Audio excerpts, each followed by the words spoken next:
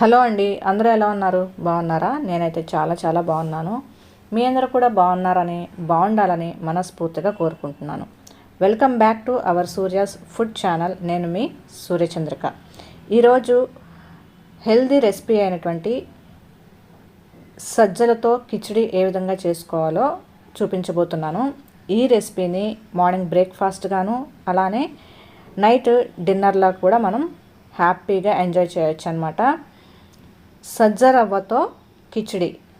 మరి వీడియోని స్టార్ట్ చేసే ముందు ఫస్ట్ టైం కనుక ఎవరైనా మన ఛానల్ని చూస్తున్నట్లయితే కనుక మన ఛానల్లో ఉన్నటువంటి వీడియోస్ అన్నీ ఒకసారి చెక్ చేసి వీడియోలో కంటెంట్ ఉంది అనుకుంటే మన ఛానల్ని తప్పనిసరిగా సబ్స్క్రైబ్ చేసుకోండి. అలానే పక్కన ఉన్న బెల్ ఐకాన్ కనుక క్లిక్ చేశారంటే నేను వీడియోస్ పోస్ట్ చేసిన వెంటనే నేను వచ్చేసాను అంటూ నా వీడియోస్ మిమ్మల్ని పలకరించేస్తాయి. మరి సజ్జ రవ్వతో కిచిడి ఏ విధంగా ప్రిపేర్ చేసుకోవాలో తెలుసుకుందాం. సజ్జ రవ్వ కిచిడి చేసుకోవడానికి ముందుగా నేను ఒక ప్యాన్ తీసుకొని దానిలోకి పొట్టు పెసరపప్పు ఒక హాఫ్ కప్ వరకు వేసుకున్నానండి. ఇవి దోరగా వేయించుకోవాలి. నేనైతే ఇక్కడ డ్రై రోస్ట్ చేసుకుంటున్నాను. ఇలా వేయించుకున్నటువంటి పెసరపప్పుని ఒక గిన్నెలోకి తీసుకొని 1-2 సార్లు నీట్గా కడిగేసుకొని మనం 1 అవర్ పాటు నానబెట్టుకోవాలన్నమాట. నేనైతే ఇక్కడ నీళ్లు పోసుకొని కడుక్కుంటున్నాను.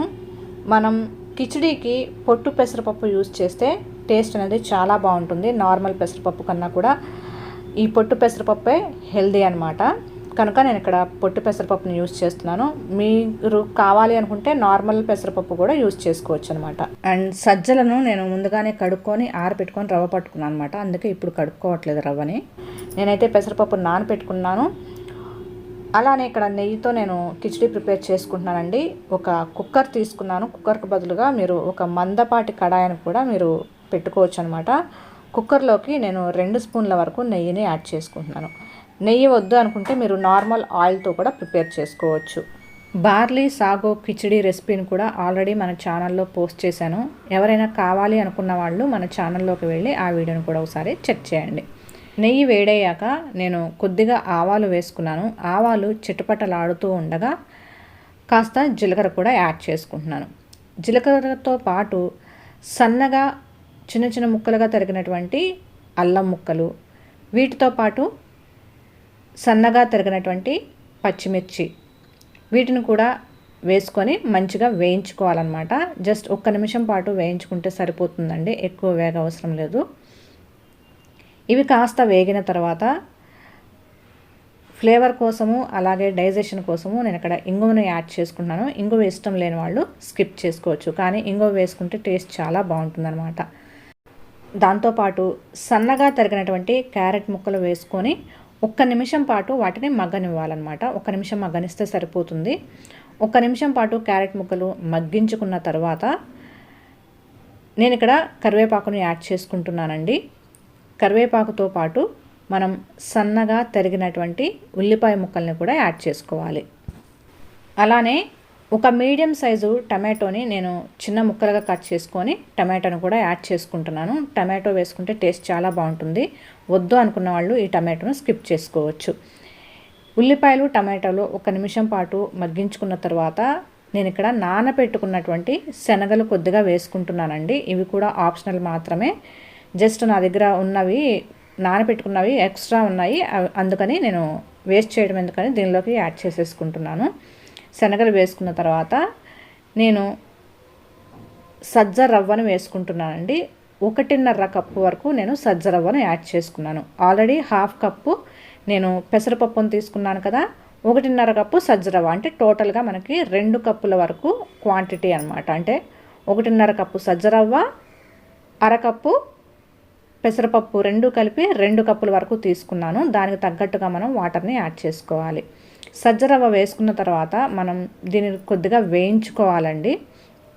కాస్త దూరగా వేయించుకోవాలి. సజ్జ రవ్వ వేగిన స్మెల్ వచ్చేంత వరకు కూడా వేయించుకోవాలి.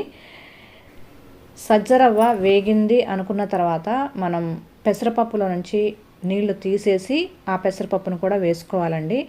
మీరు సజ్జ రవ్వకు బదులుగా ఇక్కడ జొన్న రవ్వను కూడా యాడ్ చేసుకోవచ్చు అనమాట. మనం వేసుకున్నటువంటి రవ్వ పెసరపప్పు 2 కలిపి కాస్త వేయించుకోవాలి. మనం పెసరపప్పు ఆల్రెడీ వేయించుకున్నాం కాబట్టి ఎక్కువసేపు వేగవసరం లేదు. అంటే ఇప్పుడు వేసుకున్నటువంటి పెసరపప్పులో నీరు ఏమైనా ఉంటే కాస్త అది ఎగిరేంత వరకు వేయించుకుంటే సరిపోతుంది. నెక్స్ట్ కొలత ప్రకారం ఇక్కడ మనం వాటర్ని అయితే యాడ్ చేసుకోవాల్సి ఉంటుంది. 1 గ్లాసు రవ్వకి 3 గ్లాసుల వరకు నీళ్ళని యాడ్ చేసుకోవచ్చు. కన్సిస్టెన్సీని బట్టి మీరు కావాలంటే ఎక్కువ తక్కువ కూడా చేసుకోవచ్చండి. నేనైతే ఇక్కడ 1 గ్లాసుకు 3 గ్లాసుల నీళ్లు చొప్పున నేను వాటర్ని అయితే వేసుకుంటున్నాను. అంటే సజ్జరవ్వ పెసరపప్పు 2 కలిపి నేను 2 కప్పుల వరకు తీసుకున్నాను కదా, టోటల్గా నేను 6 కప్పుల నీళ్ళనైతే పోసుకుంటున్నానండి. నీళ్లు వేసుకున్న తర్వాత మనం టేస్ట్కు సరిపడా ఉప్పును కూడా యాడ్ చేసుకోవాలి. నేను ఇక్కడ కల్లుప్పును వేసుకుంటున్నాను. ఉప్పు వేసుకున్న తర్వాత నీట్గా ఒకసారి కలిపేసి మూత పెట్టుకొని ఉడికించుకోవాలి. సజ్జరవ్వతో చేసేటటువంటి కిచిడి కానీ లేదంటే జొన్న రవ్వతో చేసేటప్పుడు కానీ మనం మధ్య మధ్యలో ఖచ్చితంగా కలుపుకుంటూనే ఉండాలండి, లేదంటే అడుగంటిపోతుంది. నేను ఇక్కడ కుక్కర్ మూత పెట్టానంతే, విజిల్ మాత్రం పెట్టలేదు. మధ్య మధ్యలో కలుపుకుంటూ ఈ విధంగా ఉడికించుకోవాలి.